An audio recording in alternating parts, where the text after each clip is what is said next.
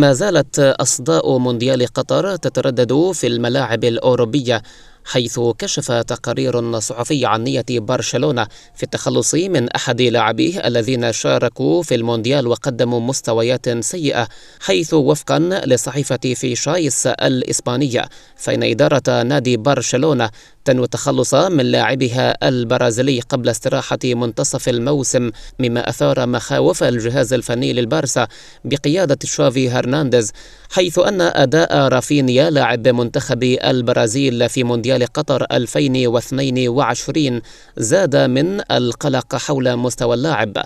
ويفكر برشلونة في بيع رافينيا بعد 5 أشهر فقط من التعاقد معه قادما من ليدز يونايتد مقابل 50 مليون جنيه استرليني. وفي حالة بيع رافينيا ستتجه إدارة برشلونة نحو ضم اللاعب موسى ديابي أو ماركوس تورام كبديل له. بقي أن نذكركم متابعين الكرام بموعد مباراة برشلونة القادمة في الدوري الإسباني، وذلك يوم السبت المقبل 31 من ديسمبر ضمن الجولة 15 من الليغا، حيث تقام في تمام الساعة 4 عصرا بتوقيت مكة المكرمة، 3 مساء بتوقيت القاهرة، حيث تلي هذه المباراة مباراة ريال مدريد ضد بلد الوليد يوم الجمعة المقبل 30 من ديسمبر.